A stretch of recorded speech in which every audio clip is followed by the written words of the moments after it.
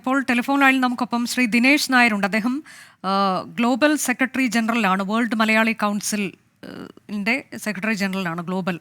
അദ്ദേഹം അഹമ്മദാബാദിലാണ് ഉള്ളതെന്ന് ഞാൻ മനസ്സിലാക്കുന്നു. ശ്രീ ദിനേശ് നായർ, ഇപ്പോൾ നമുക്ക് കൃത്യമായ വിവരങ്ങൾ ആ തരത്തിലേക്ക് ലഭിച്ചിട്ടില്ല. ആകെ 242 യാത്രക്കാരുണ്ടായിരുന്നു എന്നൊക്കെയുള്ളതാണ്. അതിൽ 167 ഇന്ത്യക്കാർ, ഒരു മലയാളിയുണ്ട്, അത് പത്തനംതിട്ട സ്വദേശിനിയാണ്, രഞ്ജിത എന്നാണ് പേര്. ഈ വിമാനത്തിൽ ഉണ്ടായിരുന്നു എന്ന് നമുക്ക് നിലവിൽ ലഭിച്ചിരിക്കുന്നത് ഈ ഒരു മലയാളിയുടെ വിവരമാണ്. താങ്കൾക്ക് കൂടുതലായി എന്തെങ്കിലും വിശദാംശം പങ്കുവയ്ക്കാനുണ്ടോ? ശരിയാണ് മാഡം, അത്രയാണ്. ഞാൻ ഏകദേശം 2 മണിയോട് കൂടെ ഈ എയർപോർട്ട് സർക്കിളിൽ നിന്ന് മൂവ് ചെയ്യുമ്പോഴാണ് എല്ലാ ആംബുലൻസും, 1, 2, 3 ആംബുലൻസുകളൊക്കെ അങ്ങോട്ടും ഇങ്ങോട്ടും പോകുന്നത് കാണാം. ഇതെല്ലാ ആംബുലൻസും ഒരുമിച്ച് സൈറനടിച്ച് ഒരേ ഡയറക്ഷനിൽ പോകുമ്പോഴാണ് ഞാൻ പെട്ടെന്ന് ഇതെന്താ സംഭവിച്ചത് എന്ന് വിചാരിച്ച് എയർപോർട്ട് സർക്കിളിൽ ഇറങ്ങി ഒന്ന് പോയി നോക്കുമ്പോഴാണ് ഇതിനെ കുറിച്ച് മനസ്സിലായത്. വളരെ പെയിൻഫുൾ. ഏകദേശം 242 പാസഞ്ചേഴ്സ്, അത് ശരിയാണ്. 12 ക്രൂ മെമ്പേഴ്സ്, അതിൽ ഇന്ത്യൻസ് 169ഓളം, ബ്രിട്ടൻസ് 53, കാനഡയിൽ ഒരാള്. BJ മെഡിക്കൽ കോളേജിന്റെ അടുത്ത് ഹോസ്റ്റൽ മെസ് ഉണ്ട് അവരുടെ.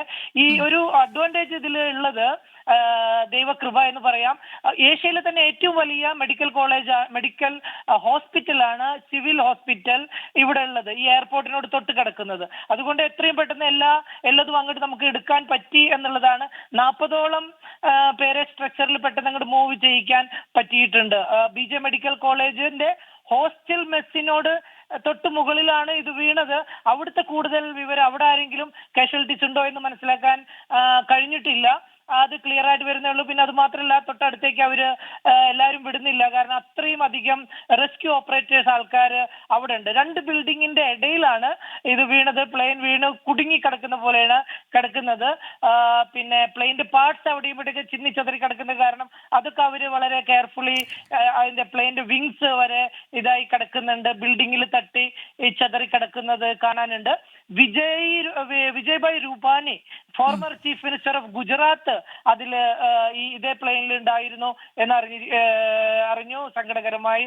പിന്നെ അത് 169 ഇന്ത്യൻസ് ഉണ്ടെന്ന് ഞാൻ പറഞ്ഞു. അതിലെ 50ലധികം പൗരന്മാർ, 53 ബ്രിട്ടീഷുകാര്. അതായത് ഈ മലയാളികളുടെ കാര്യങ്ങൾ എന്തെങ്കിലും താങ്കൾക്ക് കൂടുതലായി അറിയാമോ ദിനേശ്? ഒരു മലയാളിയുടെ പേരാണ് ലീസ്റ്റിൽ, പക്ഷെ അത് പേഴ്സണലി അവരുടെ ബോഡി മീൻസ് അതില് നമുക്ക് അവരെ കുറിച്ച് കൂടുതൽ ഡീറ്റെയിൽ മനസ്സിലായില്ല. ലീസ്റ്റില് ഒരു മലയാളി ഉണ്ട് എന്നുള്ളത് ഉറപ്പായിട്ടുണ്ട്. കാരണം ഇനിയിപ്പോ അവിടെ വിളിച്ചാൽ 6:25. ഇപ്പൊ ഈ മരണം 133 എന്ന് തന്നെയാണോ? നമുക്ക് അങ്ങനെയാണ് അറിയാൻ പറ്റിയിട്ടുള്ളത്. അതെ, 132, 133 എന്നാണ് സൈറ്റിലും സംസാരിക്കുന്നത്. ഈ പരിക്കേറ്റവരെ കൊണ്ടുപോയിരിക്കുന്നത് BJ മെഡിക്കൽ കോളേജിലേക്കാണോ എന്നാണ്? BJ ആണോ? BJ. ഇത് നോക്കൂ, ഇത് അഹമ്മദാബാദിലെ സിവിൽ ഹോസ്പിറ്റൽ, അതായത് ഗവൺമെന്റ് ഹോസ്പിറ്റൽ, ഇന്ത്യയിലെ എന്നല്ല ഏഷ്യയിലെ തന്നെ ഏറ്റവും വലിയ സിവിൽ ഹോസ്പിറ്റലാണ്, ഗവൺമെന്റ് ഹോസ്പിറ്റലാണ്, ഒരുപാട് വലുതാണ്. അതുകൊണ്ട് അത് ഈ എയർപോർട്ട് ക്യാമ്പസിനോട്, ബൗണ്ടറിയോട് തൊട്ട് കിടക്കുന്ന ഒരു ഹോസ്പിറ്റലാണ്. അതുകൊണ്ടാണ് പൊങ്ങിയതിന് വിത്തിൻ സെക്കൻഡ്സ് കൊണ്ട് അത് വീണത് തന്നെ ഇതേ മെഡിക്കൽ കോളേജിന്റെ ഹോസ്റ്റൽ മെസ്സിന്റെ മുകളിലായിട്ടാണ് ഇത് വീണത്.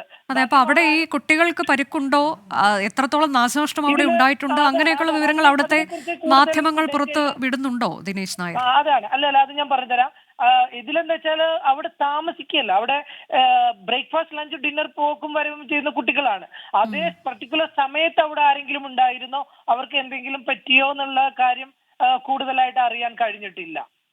അതിപ്പോൾ ഈ മുഖ്യമന്ത്രി ഭൂപേന്ദ്ര പട്ടേൽ അവിടുത്തെ ആസാർവ സിവിൽ ഹോസ്പിറ്റലിലേക്ക്, അത് ഈ സെയിം ഹോസ്പിറ്റൽ തന്നെയാണോ BJ മെഡിക്കൽ കോളേജ്? അതെ, അസാർവ എന്ന് പറയുന്ന സ്ഥലമാണ്, ആ വില്ലേജിന്റെ പേരാണ്. അല്ലെങ്കിൽ